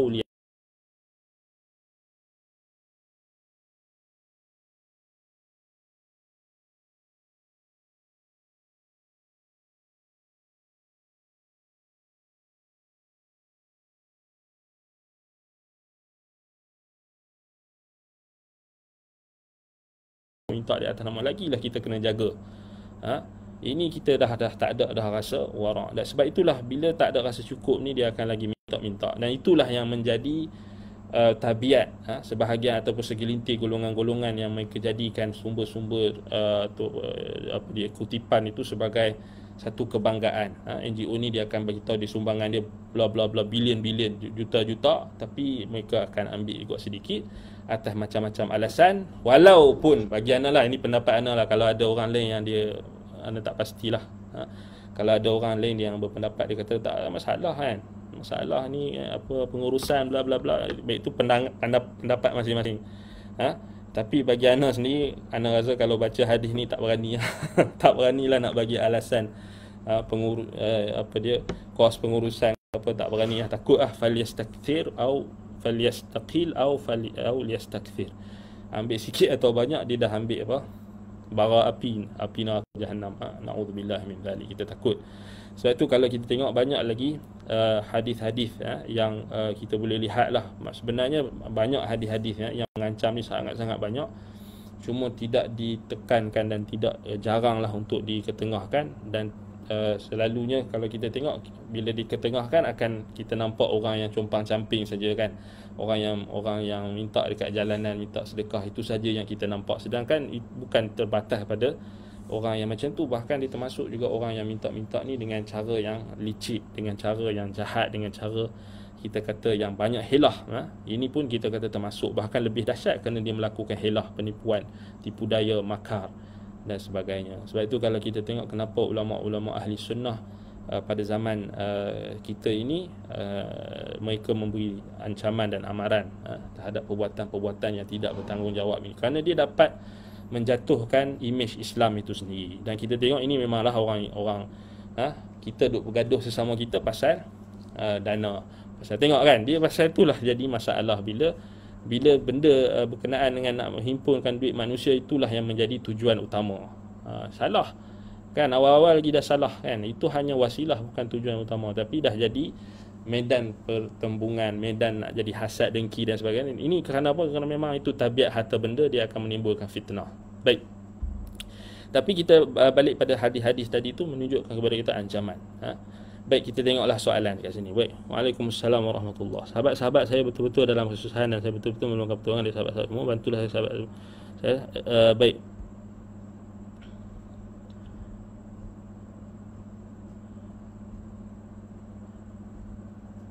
Baik, kalau siapa yang baik ni kita boleh, okey, dah bagi, kita akan insya-Allah kita akan tolong. Siapa yang betul-betul keperluan, memang kita tak kata dia tak akan termasuk dalam hadis ancaman ni, insya-Allah. Bila orang tu memang dia memerlukan, kita kata dia tak termasuk dalam ancaman ni. Tetapi kena berhati-hatilah, sebab syaitan akan datang. Dan ada orang yang dia bila dah dapat bantuan tu, dia rasa bila tak bertakwa kepada Allah, itu sangat bahayalah. Sebab itu kita kena balik pada hadis tadi. Allah kata, Nabi SAW kata, man ista'afa a'afahu Allah. Siapa yang merasa menahan diri dia, maka Allah akan bagi dia, Allah akan tahan diri dia. Tapi kita kata dia tak termasuk bagi orang yang memang berhajat. Baik. Ni kalau ini kita kena pastikan dulu. Memang banyak juga orang yang kita kena pastikan dululah. Baik. 40 dirham lebih kurang 46 ringgit kalau cek kat internet. Wallahu taala alam. Ni kena tanya apa? Kena tanya Ustaz Adli kan. Ustaz Adli tahu kot kan berapa kan. Ya, minta rasuah termasuk minta rasuah dia rasuah ni lebih khusus dan dia lain lah. Dia, kita kata dia lebih dahsyat lah dan ada apa ancaman yang berbentuk lain, laknat maksudnya laknat ni dijauhkan daripada rahmat Allah. Wallahu musta'an wal iyad billah. Baik. Tapi dia ada kaitan maksudnya bila masyarakat ni dididik dengan terlampau mengharapkan bantuan orang, bantuan sekian-sekian, minta dana dan sebagainya, dia akan banyak isu lain akan berlaku lah. Maksudnya akan berlaku rasuah, akan berlaku macam-macam lah, macam-macam perkara yang boleh berlaku daripada dia macam minum arak juga lah. Minum arak akan bawa pada maksiat-maksiat lain macam tu juga. Baik. Waalaikumsalam warahmatullahi. Ada dua soalan. Satu, orang ada harta yang cukup, keluarga berkemampuan, dia si anak meminta bantuan zakat atas nama asnaf seperti menuntut ilmu. Adakah ia termasuk juga? Baik. Dia kalau asnaf atas dasar menuntut ilmu tu dia tak termasuk asnaf yang 8 yang apa kita kata disebutkan dalam surah At-Taubah. Tetapi dia masuk yang kalau siapa tengok dalam tafsir Syekh Uthaymin dalam ayat Al-Baqarah tu, ada Syekh Uthaymin ada sebut isu ni berkenaan dengan orang menuntut ilmu. Jadi sebahagian ulama mereka menyamakan orang yang tafarruq, orang yang menghabiskan waktunya untuk menuntut ilmu, mereka ini termasuk dalam kategori mujahid, yakni orang yang berjihad di jalan Allah fisabilillah. Sebab tu kalau kita buka dalam ayat surah Al-Baqarah tadi, ayat 273 tu, kalau buka dalam tafsir Syekh Uthaymin, Syekh Uthaymin ada sebut, dia ada sebut berkenaan dengan apa? Orang yang kita nak bagi bantuan, yang terhalang daripada dia, Syekh kiaskan dengan orang yang terhalang untuk bekerja sebab dia menuntut ilmu. Betul tak? Dia tak, maksudnya dia tak diberikan maksudnya dia tak ke apa kita kata apa? Syekh kata dekat sini, min fawaidil ayah al-karimah an tushaghil insan bi'amalin yu'addu min sabilillah yubihu an nu'tihi wa nunfiqu alayh. Falau tashaghala al-qadiru 'ala al-kasbi bi talabil ilmi fa innana nu'tihi hatta min as-sadaqati al-wajibah liyatafarraghu li talabil ilm. Walau tafarragha insan lil jihad fi sabilillah a'tainahu walla la na'am a'tainahu walau min as-sadaqati al-wajibah. So memang ada pendapat di kalangan ulama, maksudnya menuntut ilmu tu boleh diberikan kepadanya zakat sedekah, dan walaupun zakat yang wajib diberikan kepada, diinfakkan kepadanya. Kata Syekh Uthaymin kata, apabila seorang insan tu dia menyibukkan diri dengan amalan yang dikira sebagai fisabilillah, maka diharuskan untuk diberikan kepadanya zakat. Wa nunfiqu alaihi, dan diberi infak, maksudnya diberikan sedekah.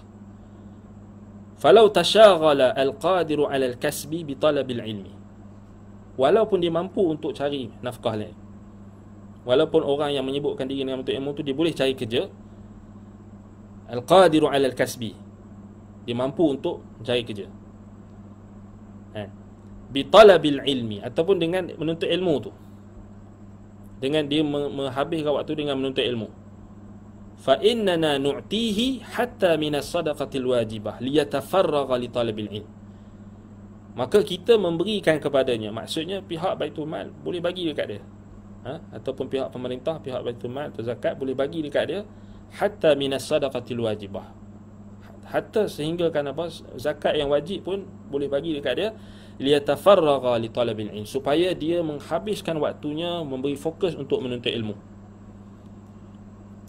Sama macam orang yang menghabiskan waktunya untuk berjihad fisabilillah, untuk pergi berperang fisabilillah, kita bagi dekat dia, sama.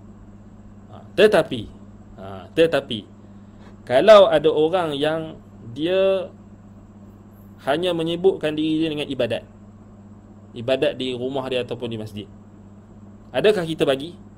Tak bagi, sebab dia bukan amalan yang mutaaddi ataupun amalan yang dia menimbulkan kebaikan yang lebih banyak pada orang lain. Maksudnya amalan yang mengalirkan kebaikan tu pada orang lain, tetapi amalan tu hanya pada dia. Kalau orang tu misalnya kata saya ni duduk kat, ibadat dekat rumah, saya baca, saya qiyamul lail, saya buat qiyamul lail. Contohnya dia kata saya buat qiyamul lail kat rumah. Hari-hari saya buat. Siapa yang nak tolong saya doa, bagi bayar kat saya minta bantuan. Ataupun dia buat live. Tak boleh lah. Maknanya tak boleh lah. Maknanya dia tak layak untuk dapat zakat sebab dia bukan amalan yang memberi manfaat pada orang lain. Amalan tu hanya untuk diri dia. Tak boleh lah. Kan? Dia mesti amalan yang kita kata dia punya manfaat dia tu dia melimpah pada orang lain. Sudah tentulah menuntut ilmu tu adalah paling besar sekali lah. Manfaatnya lebih besar berbanding dengan perkara amalan ibadat sunat. Itu memang makruf lah kan. Baik. Adakah yang termasuk juga? Baik, itu kita dah jawab tadi.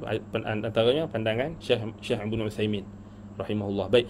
Yang kedua, adakah hadis ancaman tersebut termasuk juga dalam situasi orang yang berkemampuan meminta bantuan kerajaan seperti BRIM? Baik, bantuan kerajaan tu tak termasuk sebab dia memang tanggungjawab kerajaan. Cuma kerajaan minta supaya rakyat untuk isi borang ataupun bagi tahu, itu tak jadi, tak termasuk. Dia tak, sebab kita minta dia macam ni lah. Kita kena faham ancaman tu. Kalau orang yang berada di bawah, kita berada di bawah tanggungan dia, sudah tentulah rakyat di bawah tanggungan pemimpin. Dan dia tak jadi isu. Macam seorang anak minta daripada bapak dia. Dia tak masuk dalam ancaman. Tak masuk. Seorang isteri minta daripada suami dia. Dia tak masuk ancaman. Sebab dia memang itu memang hak dia.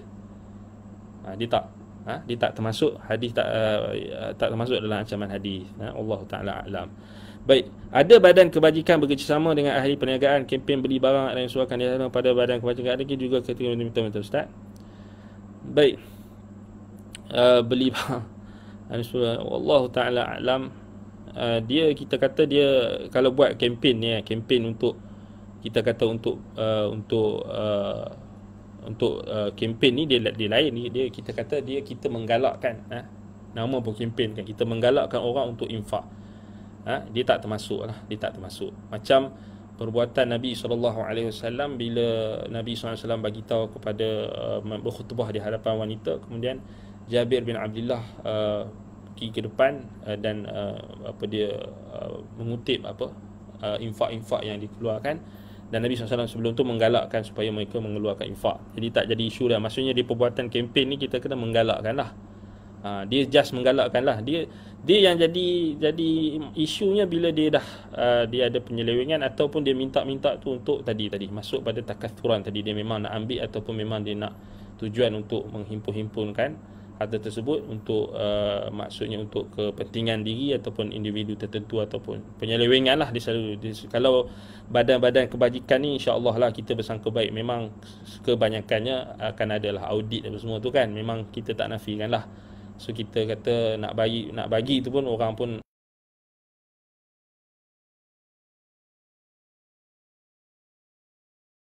di kalangan ahli keluarga yang suka meminta termasuk dalam hadis-hadis yang disebut tadi, dan bagaimana kita memahami hadis anta wa maluka li abika. Baik. Ahli keluarga maksudnya kaum kerabat, mereka ada hak.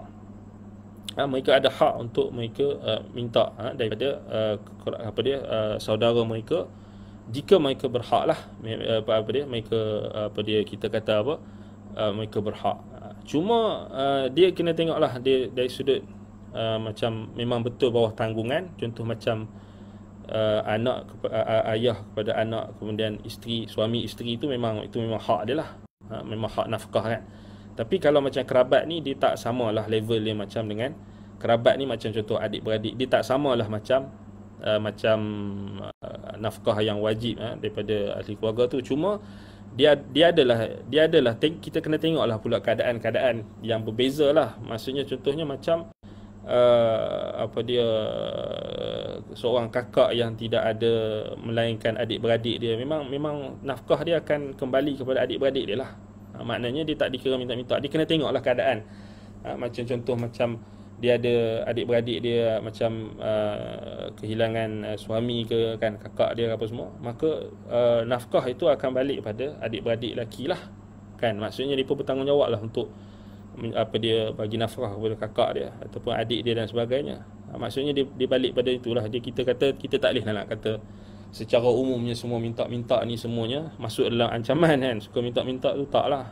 Tapi dia balik dia, isu dia sekarang ni, dia masuk dalam ancaman ni bila dia dah cukup, dia minta-minta, itu masalahnya.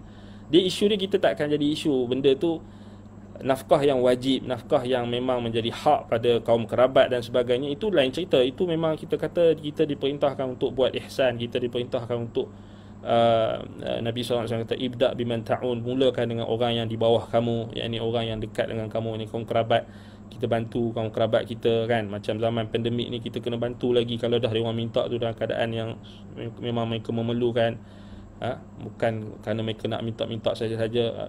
Itu lain cerita. Tapi yang menjadi masalah yang masuk dalam ancaman hadis ni adalah tujuannya takathuran tadi. Tujuannya adalah untuk bermewah-mewah lah. Itu kalau masuk dia minta tu untuk bukan untuk menutup kesusahan ataupun kemiskinan yang berlaku ataupun nak menutup hajat dia tadi, maka dia termasuk dalam ancaman. Itu dia punya apa dia maksud hadis tu. Jadi kita kena tengok keadaan. Kita tak boleh nak kata semua yang minta tu semua tu akan kena ancaman daripada Nabi SAW kan. Tapi orang yang suka minta-minta ni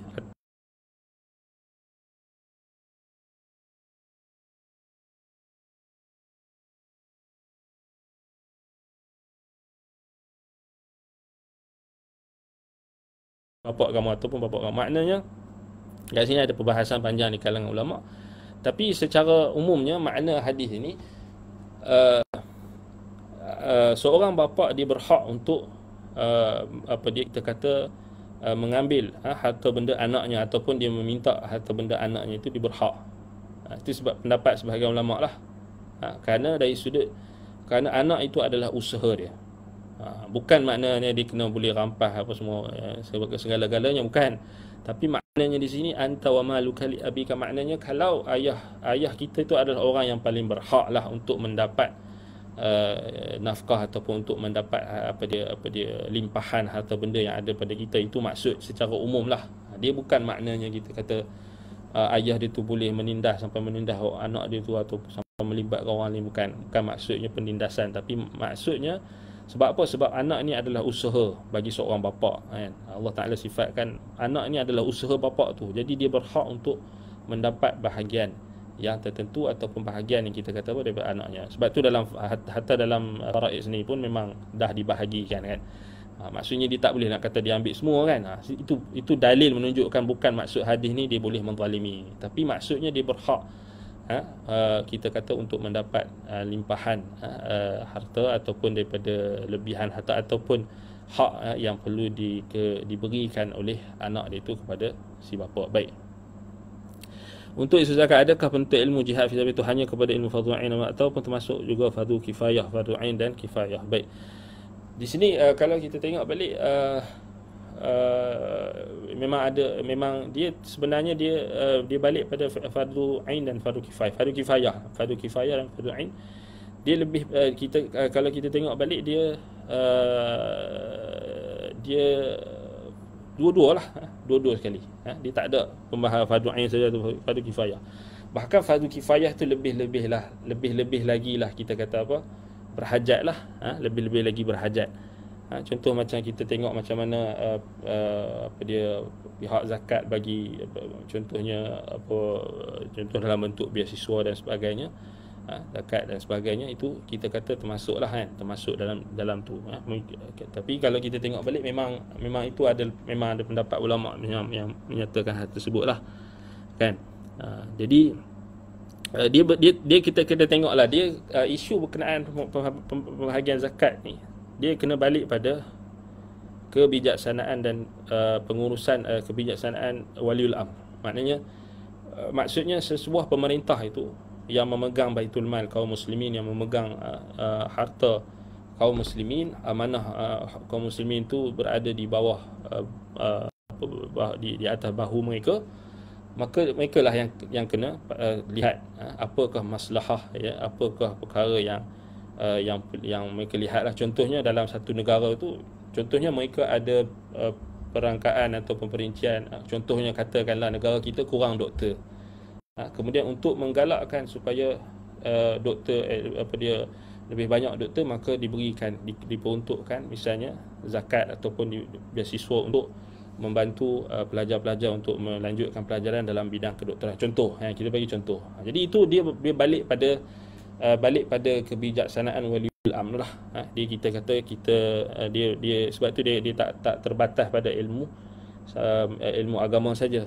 Dia termasuk juga ilmu-ilmu fardu kifayah ataupun ilmu-ilmu yang juga ada bahagiannya dalam agama secara umum lah, maknanya dia untuk maslahat dunia. Maslahat dunia. Dan ilmu agama itu lebih lagi kita kata perlu diutamakan. Baik, wallahu taala a'lam.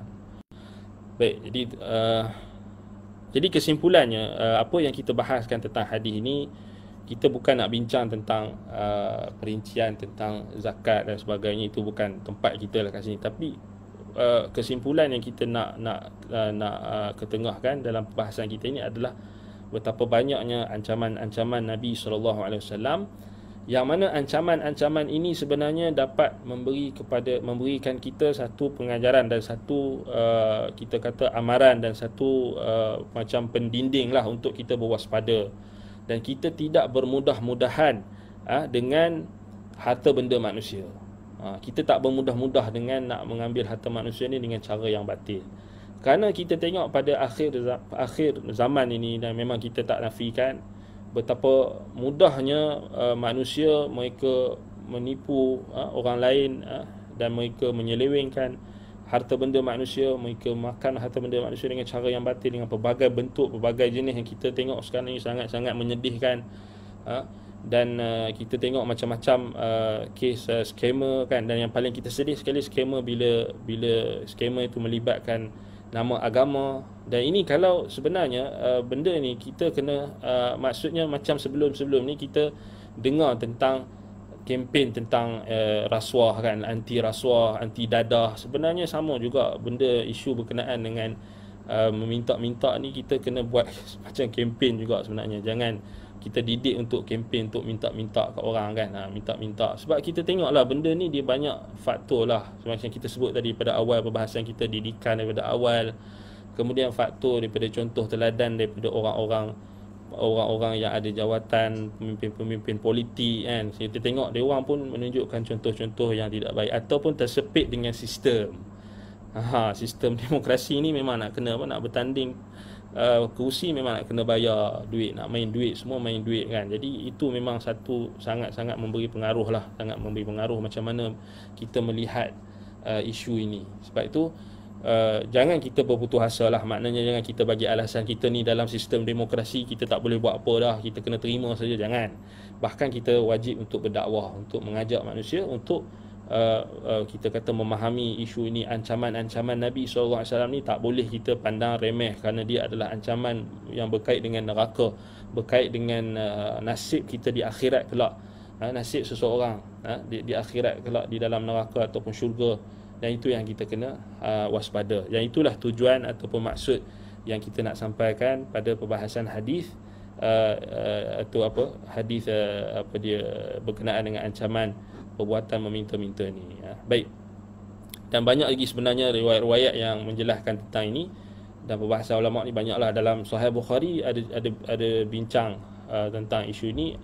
Dalam kalau kita tengok dalam kitab-kitab hadis pun mereka bincanglah berapa yang kadar-kadar tu mereka bincangkan juga. Tetapi secara umumnya kalau kita tengok, tak salah Imam Asy-Syafi'i rahimahullah dia ada sebut sebenarnya tak ada nilai yang pastilah, maknanya kemampuan ataupun kecukupan tu tak boleh diukur dengan nilai ringgit tadi, tapi dia cukup macam yang Nabi SAW bagi tahu, cukup dia makan apa semua tu kan, makan malam dan sebagainya, maksudnya dia cukup. Tapi kalau dia minta juga, maksudnya dia masuk dalam ancaman tadi. Yang tu yang kita kena takut. Balik pada hadis Qabisah tadi, baik, kalau siapa yang tak sempat, dia boleh tengok balik. Kita sebut 3 golongan yang dibenarkan. Baik. Semua persoalan akan balik pada situlah. Baik, aqulu qawli hadza wa astaghfirullah li wa lakum. Subhanakallahumma wa bihamdika asyhadu an la ilaha illa anta astaghfiruka wa atubu ilaik. Sallallahu ala Muhammadin wa ala alihi wa sahbihi wa baraka wa sallam. Alhamdulillahi rabbil alamin. Wassalamualaikum warahmatullahi wabarakatuh.